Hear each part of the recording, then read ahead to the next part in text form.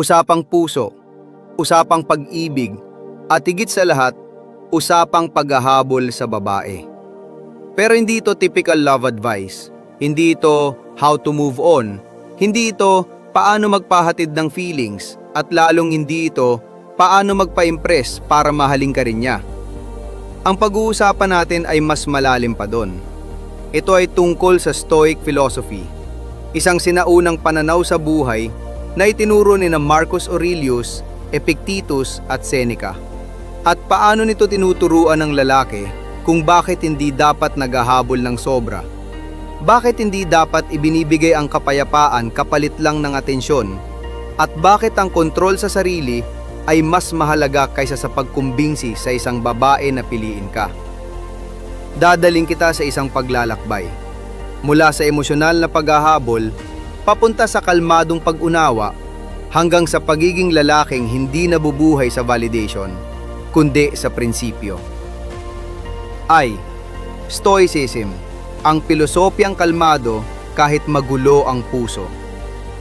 Unang-una, kailangan nating maunawaan kung ano ba talaga ang Stoicism. Ang Stoicism ay hindi pagiging manhid, hindi pagiging walang pakialam, at hindi pagsupil sa damdamin hanggang sumabog. Ang Stoicism ay tungkol sa pagkilala sa emosyon, pero hindi pag-alipin dito. Ito ay tungkol sa pagkilala sa katotohanan at pagtanggap sa mga bagay na wala kang kontrol. Ito ay tungkol sa pagpili ng tama kahit mas madali ang sumuko sa impulsive feelings.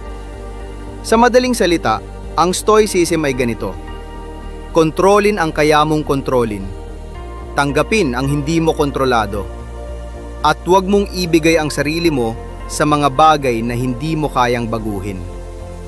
At dito nagsisimula ang koneksyon natin sa paghahabol sa babae. Ito ang unang Stoic principle na masakit pakinggan pero totoo.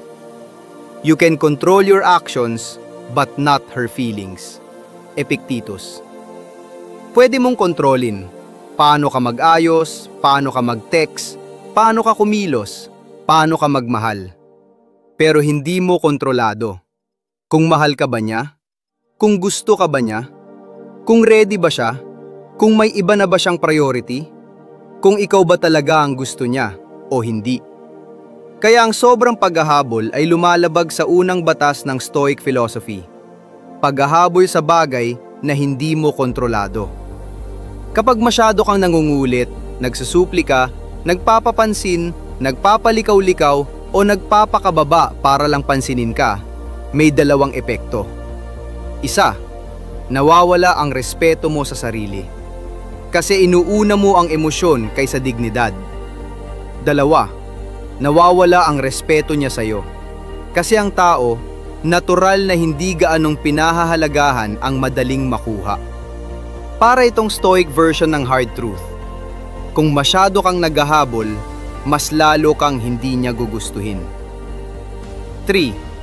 Desire makes you weak, sa mata ng Stoics at sa mata ng babae. Sa Stoicism, may konseptong tinatawag na apatiya, isang estado kung saan hindi ka sinisira ng labis na pagnanasa o takot. Ang sabi ni Seneca, "A man who is controlled by desire is not free." Kung ihahabol mo ang sarili mo sa isang babae, hindi ka free, hindi ka centered, at hindi ikaw ang may hawak ng buhay mo. Nasisira ang routine mo. Nawawala ang focus mo sa work o goals. Umaasa ka sa reply niya para sumaya ka. Nagtatanong ka ng, may chance pa ba? Kahit wala naman. Iniisip mo siya buong araw kahit hindi ka niya naiisip. At ito ang pinaka-critical. Kung ang emotional stability mo nakadepende sa babaeng gusto mo, hindi pag-ibig ang hawak mo, kundi attachment. At ang attachment ay kabaligtaran ng Stoic discipline. Para sa Stoics, mas mahalaga ang virtue kaysa sa validation. At sa tunay na buhay, alam natin, ang lalaking may disiplina, may layunin, may sariling mundo at hindi dependent sa babae, siya ang mas nagiging attractive. Ika-4, ang mga bagay na hindi mo kontrolado ay hindi mo dapat pang ipakipaglaban. Maraming lalaki ang lumalaban para sa isang babae na hindi naman interesado, hindi nagre-reply, hindi consistent, hindi nag-i-initiate, hindi nagbibigay ng effort, hindi nakikita ang value mo. At sinasabi nila, pero ayoko sumuko, pero baka someday magbago, pero baka may chance pa, pero baka ako din talaga sa dulo. Pero sabi ng Stoicism, stop hoping for something that depends on another person. Epictetus. Hindi ka stoic kung pinipilit mo ang bagay na hindi mo naman hawak. Hindi ka stoic kung hinahabol mo ang tao na hindi gumagalaw pabalik. Hindi ka stoic kung umaasa ka sa pagbabagong hindi mo kontrolado. Ang Stoic philosophy ay hindi tungkol sa pag-iwas sa pag-ibig, kundi sa pag-unawa kung paano manatiling nakasentro, may dignidad at may kontrol sa sarili kahit gaano pa kakomplikado ang relasyon o damdamin para sa isang babae. Ang paghahabol, lalo na kung nagiging sobra, ay madalas nauuwi sa pagkapagod, pagkalugmok at pagkawala ng respeto sa sarili. Sa pananaw ng Stoicism, ang tunay na lakas ay makikita hindi sa kakayahang manalo ng atensyon ng isang tao, kundi sa kakayahang panatilihin ang sarili kahit hindi ka piliin o pansinin. Sa loob ng pilosopiyang ito, maraming aral na maaring i-apply sa modernong pakikipagrelasyon. Ang pagharap sa rejection, ang pagpapanatili ng respeto sa sarili, ang pag-alam sa mga bagay na kaya at hindi mo kayang kontrolin, at ang pag-unawa na ang halaga mo ay hindi nakabatay sa pag-ibig o atensyon ng isang babae.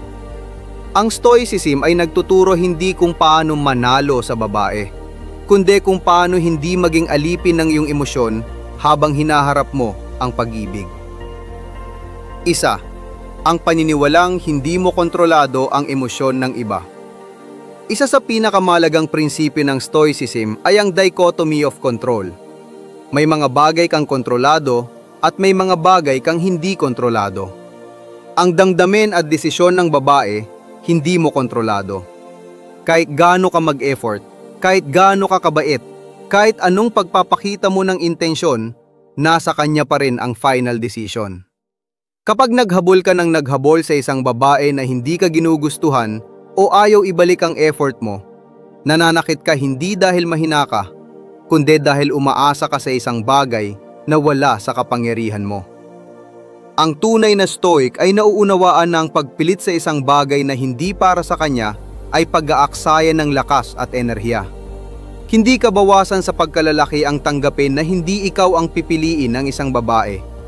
Mas mataas ang tingin ng Stoicism sa taong marunong magpigil, marunong magkontrol ng sarili, at marunong lumayo sa mga bagay na hindi na sa kanya. Pangalawa, ang pagpapahalaga sa sariling dignidad kaysa validation ng iba. Kapag ang isang lalaki ay sobrang naghahabol, kadalasan ang intensyon ay hindi na pagmamahal, kundi validation. Gusto niyang maramdaman na mahalaga siya. Gusto niyang patunayan na may babaeng pipili sa kanya. Gusto niyang makakuha ng kumpirmasyon na worthy siya. Para sa Stoics, isa ito sa pinakadelikadong pag-iisip. Sapagkat kapag hinayaan mong ang halaga mo ay nakadepende sa atensyon ng isang babae, nawawala ang sarili mong sentro. Nagiging depende ka, nawawala ang dignidad. Ayon kay Epictetus, kung ilalagay mo ang kaligayahan mo sa kamay ng iba, magiging alipin ka. Kung umaasa ka sa babae para maramdaman mong valuable ka, hindi mo patunay na kilala ang sarili mo. Ang Stoic mindset ay nagtuturo na ang tunay na halaga ay nagmumula sa sarili, sa karakter, sa values, sa disiplina, at sa kakayahang manatiling matatag kahit may pagkawala. Ang Stoic man ay nagbibigay ng pagmamahal, oo, pero hindi niya ibinebenta ang dignidad niya para sa atensyon. Tatlo, ang pag-intindi na rejection ay hindi pagkabawas sa iyo. Isa sa pinakamahirap tanggapin sa pag-ibig ay rejection. Pakiramdam mo hindi ka sapat. Pero para sa Stoics, ang rejection ay hindi sukatan ng halaga ng tao. Ito ay simpleng indikasyon lamang na hindi tugma ang dalawang kaluluwa. Hindi nagtatagpo ang landas o hindi pareho ang gustong direksyon. Hindi ito insulto sa pagkatao mo. Maraming lalaki ang nasisira, nagiging bitter, o nagiging obsessive dahil sa takot na ma-reject. Pero sa Stoic thinking, rejection ay neutral event.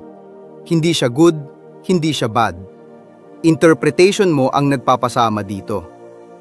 Kung sinabi ng babae na hindi kanya gusto, wala kang commercial value na nawala. Hindi bumaba ang IQ mo. Hindi ka naging pangit. Hindi nagbago ang pagkatao mo. Nagbago lang ang kung sino ang gusto mong umibig sa'yo. 4. Ang pagkakaiba ng pursuit at pagpapakababa.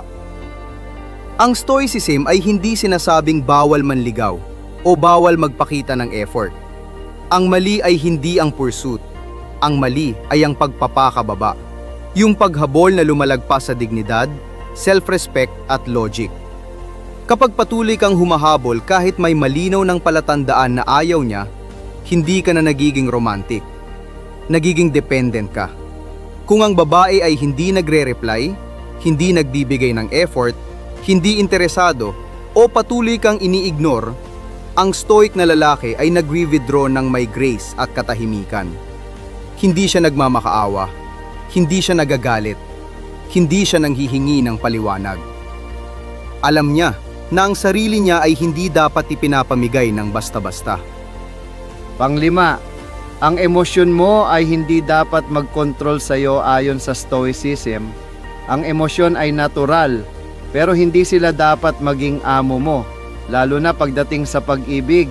Dahil kapag ang puso ang nagpapaandar ng isip, kadalasan mauuwi ito sa pagsisisi.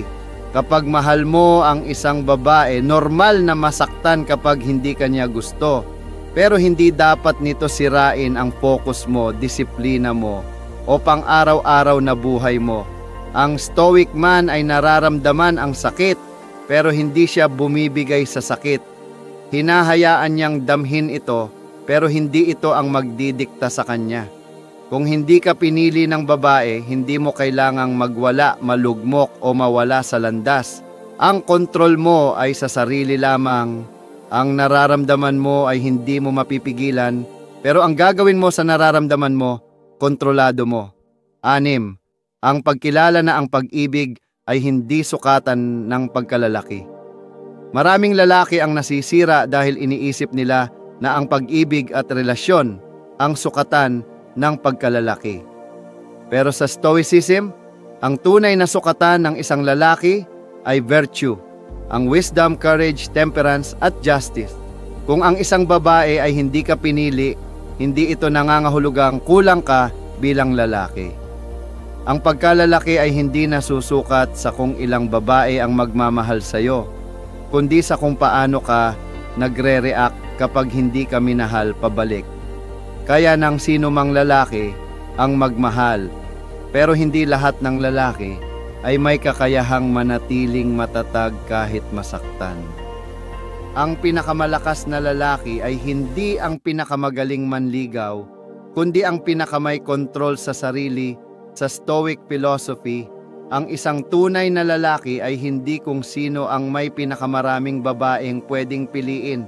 Hindi rin kung sino ang pinakapogi o pinaka-charming.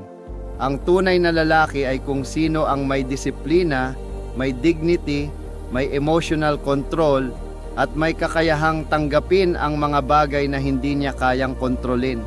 Ang paghabol sa babae ay hindi masama kung mutual. Pero kung isang panig lang ang tumatakbo at ang isa ay lumalayo, responsibilidad mong protektahan ang sarili. Sapagkat ang unang tungkulin mo ay hindi magmahal, kundi manatiling buo. Sa huli, ang babaeng para sa iyo ay hindi magpapahabol ng sobra. At ang lalaking para sa sarili niya ay hindi magpapakababa para sa kahit na sino.